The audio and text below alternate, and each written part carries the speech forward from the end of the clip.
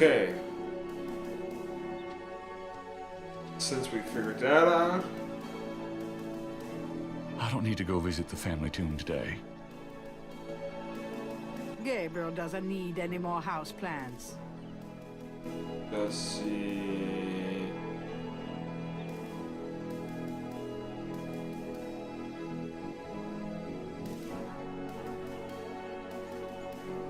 Gabriel already copied the marks on the tomb. Yeah, it could have changed, but okay, exit the map.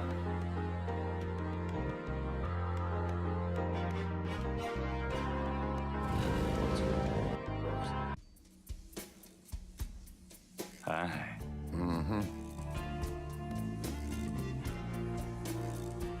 To get the mask, Gabriel would have to buy it.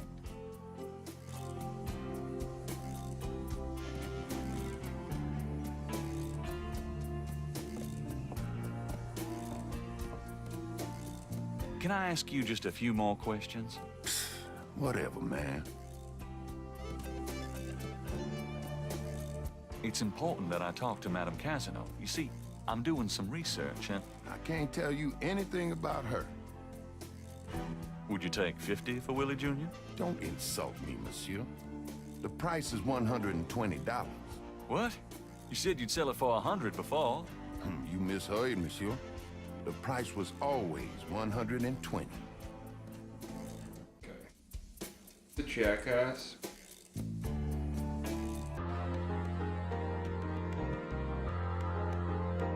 Let's see. Hello, Dr. John. Glad you could return to us, Mr. Knight.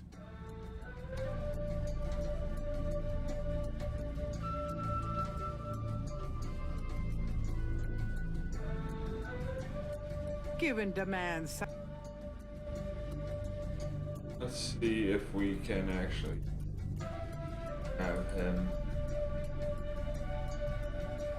Look at this. Does this pattern look familiar to you? Where did you get that? You do recognize it then? I have never seen it before in my life. Are you sure about this pattern? I am sure, Mr. Knight. Okay, clue Can number I ask one. you some more He questions? knows something. Of course. I also find our dialogue stimulating. Okay. I'll be going. Come back again. Okay. Let's see the university.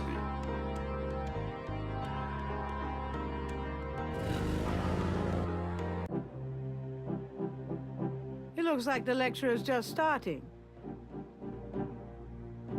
Voodoo is the tribal religion of Africa, but the name Voodoo is actually a banner heading, under which resides an entire body of distinct tribal belief systems. The word voodoo may sound familiar to you.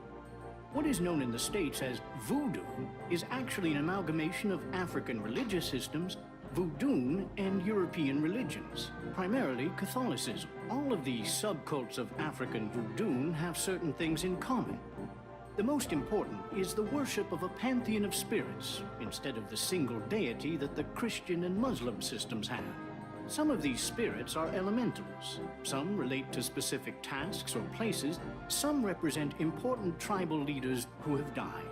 This spirit worship is what makes voodoo so easily adaptable. With all these spirits, it's no problem to add a few more.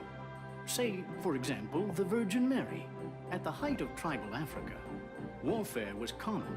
One tribe would conquer another, and the Loa, important in the conqueror's tribal system, would be adopted readily into the conquered tribe's Loa pantheon.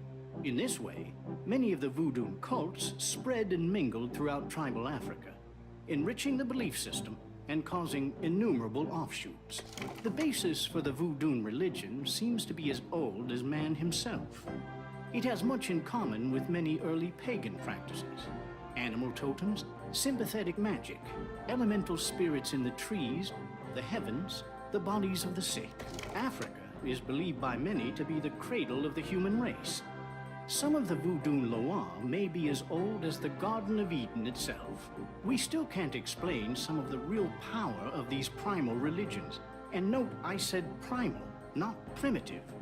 There are African Bokors who baffle our scientists with their supernatural powers. Now, let's discuss the elements of voodoo. Fascinating guy. In voodoo, the spirits are called the Loa. During a voodoo ceremony, celebrants are possessed by the Loa. This is called being ridden. The human worshipper is seen as a horse, and the Loa as the divine horseman. A person being ridden by a Loa takes on the characteristics of that spirit and becomes, in effect, merely a vessel for the more powerful entity.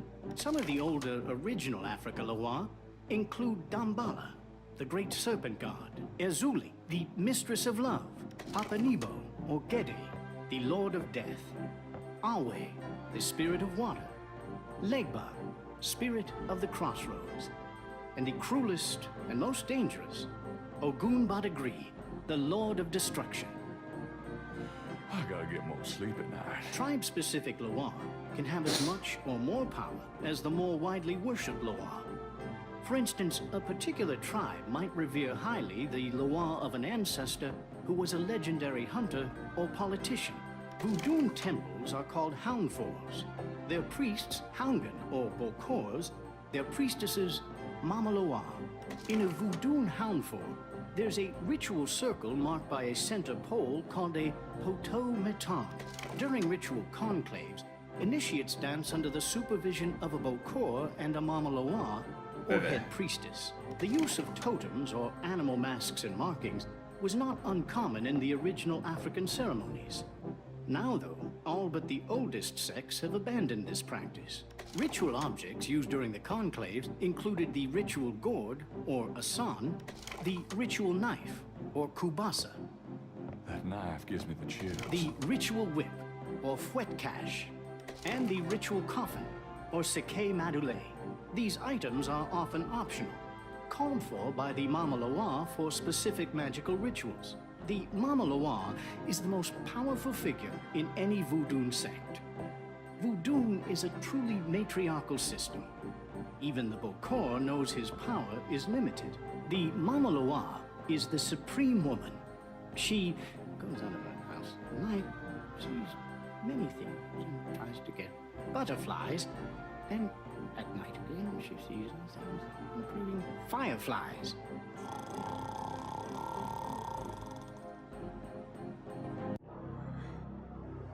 Firelight.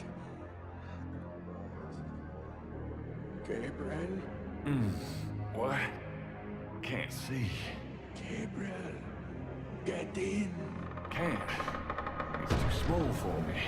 You must get in, Gabriel. It's not mine. Too small. Hide, Gabriel, hide.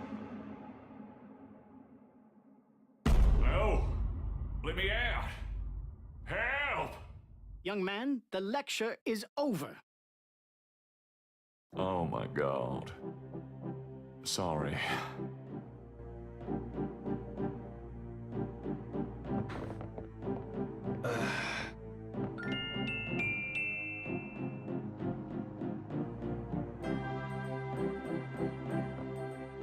Are you a student? No.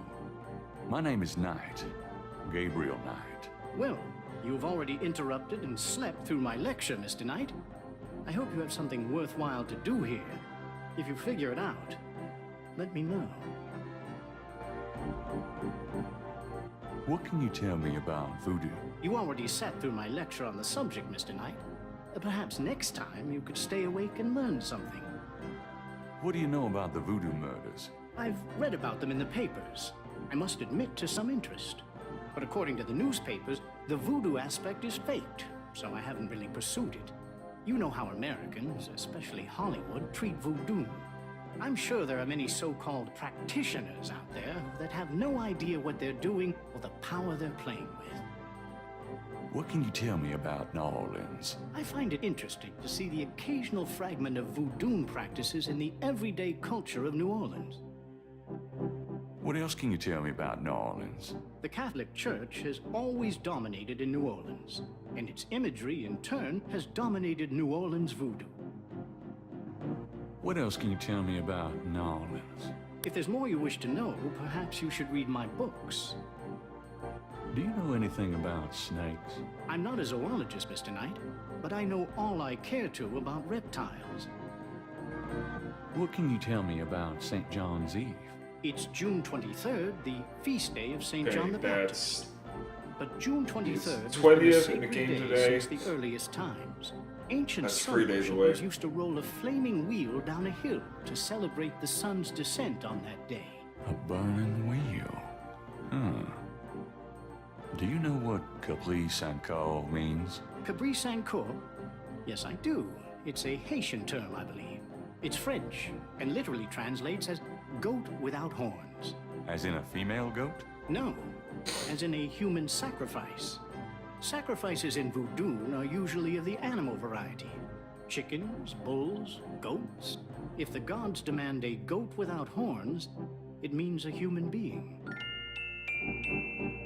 What was that translation for Capri Sanko again? It's French, and literally translates as goat without horns. Do you know anything about Marie Laveau? While I find the colloquial bastardizations of voodoo somewhat interesting, from a sheerly intellectual point of view, there's not a lot of relation between people like Laveau and true voodoo practices. Do you know anything about animal masks? As I said in my lecture, which I assume you actually listened to, is that animal masks, totems, are used extensively in most African voodoo religions. Do you know anything about Veves? If you'd taken notes during my lecture, you wouldn't have to ask. Tell me about Dambala. Dambala is one of the major Rada Loa, also known as Dambala Wedo. He is an ancient Dahomean rain god, often represented as a large boa constrictor. Dambala is the most powerful and most violent of the Rada Loa. The Rada Loa are typically benevolent, as opposed, say, to the Patrol Loa. excuse me. He is still worshipped heavily in Haiti. And when voodoo first started in New Orleans, the early conclaves were reportedly based on the worship of the great zombie, the great serpent, Dambala. Tell me more about Dambala. I have extensive courses in the Loire running next semester. Perhaps you should take one of those, Mr. Knight. Tell me about Ogun Badagri. Ogun Badagri is one of the Patrol Loire. The Patrol Loire are much more violent than See, the this is Rada. where Some people I believe that really the Patrol like Loire these originated games in here is Haiti. because they get But I so found some evidence that the intensive Patrol on, Loire were especially African as Gabriel well. Knight, They're worshipped only by a small voodoo on actually the tribe. culture And and very the story bloody. behind all what you're actually looking at. And it's actually pretty interesting. It's the same with her other games like Mobius. It's a Tell lot me more of about elements. Ogun Badagri.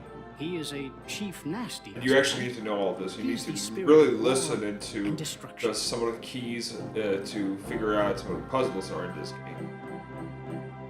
Tell me more about human sacrifice. It's very rare. Most voodoo practices do not include human sacrifice as a matter of record, but it is theoretically possible, if that's what the gods demand. For example, one of the chants I had translated for me from a Haitian ritual went like this. Mistress Ezuli, come and aid us. If a cock is demanded, we will give it. If a bull will suffice, behold it. But if a goat without horns is required for sacrifice, oh, where will we find one? Ezuli is the gentlest of Loire, so they call on her for mercy. But I have seen grown and powerful Houngan tremble before a possession by one of the more violent Loire, such as Papa Nebo. Clearly, they are afraid that something of the sort will be ordered, or that Loire will simply take it for themselves. Tell me more about human sacrifice. I wouldn't dwell on it. Most voodoo sects probably haven't seen a human sacrifice for several generations. Tell me about yourself. All right, Mr. Knight.